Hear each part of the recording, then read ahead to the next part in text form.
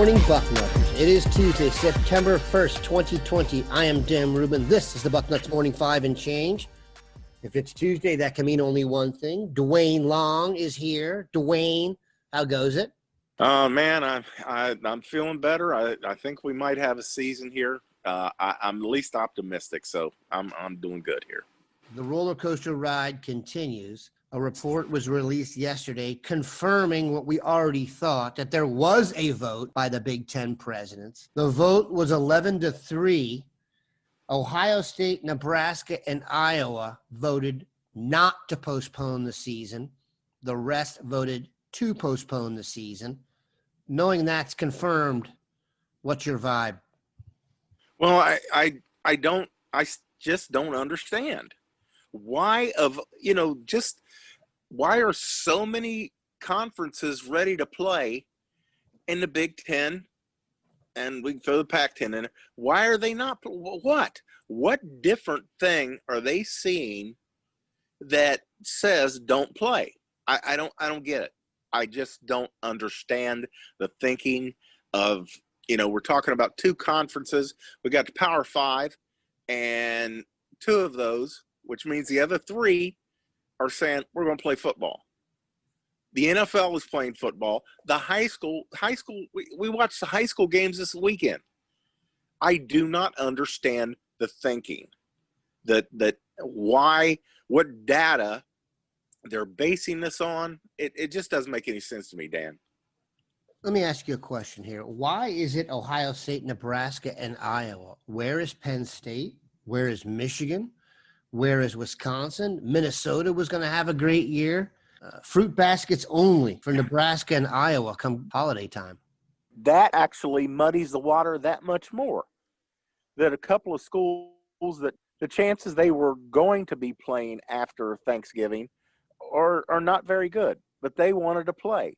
Teams that especially, like you said, Penn State, Wisconsin, Minnesota, they were looking at bowl games. Why are they not wanting to play? It just doesn't make any kind of damn sense that just these schools don't want to play. Why do the others want to play, and why do they not want to play? It just doesn't make any sense. That's why people are so upset about this. They won't tell us anything. Talk about lack of transparency. It's just ridiculous what has happened here. It defies logic, and then they won't explain it. So it's just absolutely ridiculous, Dan. I have no evidence to back this up as yet, but I believe what happened was Kevin Warren knew that the presidents wanted to postpone the season. If it was 11-3, that sentiment was definitely expressed to him before the meeting. I think he has cronies in the ACC that he thought would cancel the season after the Big Ten took the lead, and he could look like the new powerful guy and the Big Ten boss, and the Big Ten could be the leader of the postponement and taking control and saying they were out for the kids. And then when the Big Ten announced, the pushback was so intense that his cronies in the ACC backed out, and now he's screwed. There's certainly stuff we don't know yet that played a major role in this and is keeping Ohio State from winning the national championship this fall. Well, here's the thing, Dan. I have seen it here and there, sprinkled about the internet, that there was an understanding that the ACC and the SEC would follow through and also postpone, and then backed out at the end. And like what you're saying right now, it sounds pretty logical to me that they said, whoa, wait a minute, look at this. We don't want no part of this. It's going to happen to us too. And look what's happening. The Big Ten is now talking about having let's call it fall winter. It's not a fall season. They need to move this back to October. They need to start. What are you going to play for? What do you play? You're starting after Thanksgiving? Why? Why are you starting after Thanksgiving? What are you going to accomplish? You're not going to get a shot at a national championship unless they're going to move it. And why would they do that if the other conferences are playing? It makes no damn sense. This is just ridiculous.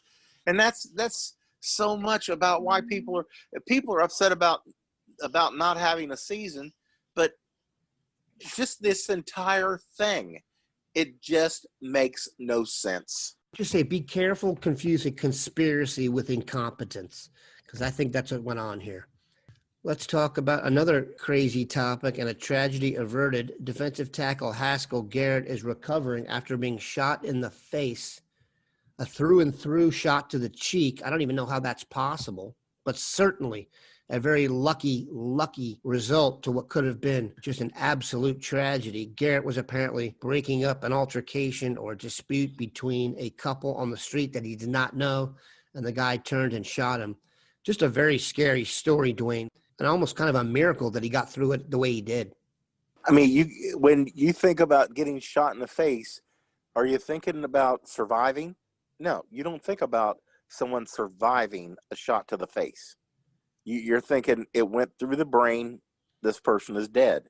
So, oh my goodness. And he's, that's coming out that he's breaking up a fight between a man and a woman, I assume, and gets shot. We live in a crazy world, and that story right there sums it up. My goodness. Let's just hope the kid is all right, and he will have a chance to play football this season. No question, it was an ugly situation. We're just thankful that Haskell is apparently going to make it. We're going to take a quick break, come back, and get a little more positive, talk recruiting. We are back. One of Ohio State's targets in the class of 2021, Georgia tight end Bennett Christian, will be announcing his commitment tonight on Instagram Live at 8 p.m. Eastern. He is down to Tennessee and Ohio State. His dad played for Johnny Majors at Tennessee. That may explain the reason a program like Tennessee is in the mix this late with a program like Ohio State. 6'6", 235 pounds. There are 2 crystal balls thrown, and both are to Ohio State. They are from Steve Wiltfong and Bill Kurlick. Your thoughts? Well, it's just a great gift for right now. That's a need. We have to get a nice tight end in here in this class. And this is a nice looking athlete when you look at him. When you really take the time and watch Bennett Christian, you think he should be rated a little higher. You have to think about this, that he's probably not going to. Tennessee has loaded up, and they added Hudson Wolf. I just don't see him making that decision to go to Tennessee. They're in there because of his dad. You got to be really confident that the Buckeyes are going to get this kid. And you want to talk about it. If you're building a tight end, that's what he's going to look like. He's going to look like this kid. He can get down the field, has shown outstanding hands and just a great body control. He can be a real weapon if we decide to use the tight end, which we apparently don't want to, but outstanding blocker, really gets into people. This is going to be a really nice get. I think you hit the nail on the head there, Duane. He looks like an NFL tight end body type already. A good two-way player. Ohio State likes the guys that can block and run. That would be a big pickup. And like you said, I only think Tennessee is in the mix here just as a courtesy to his pops. Let's move on. Wide receiver in the class that just hit the field. There's been other positions we've loaded up on. It looks like the class of 2022, one of those positions will be linebacker. You've already got C.J. Hicks in the mix. You've got Gabe Powers in the mix. Dasan McCullough could be a linebacker.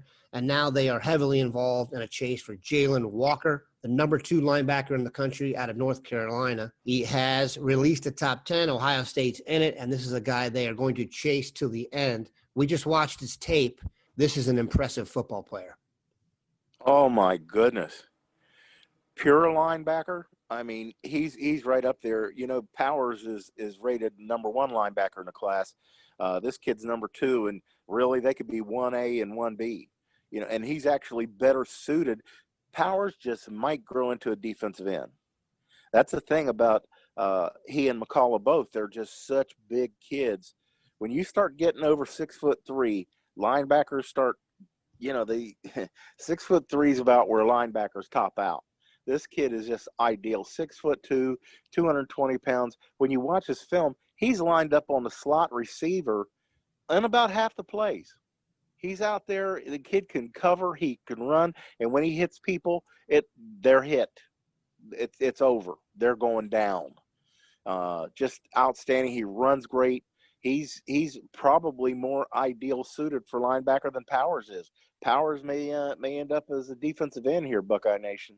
As impressive on tape as a sophomore for a linebacker, very rarely you see someone coming with that much speed and power at that age. Certainly impressive, and certainly someone we will keep an eye on. We appreciate Duane stopping by. Have a good one, Bucknutters.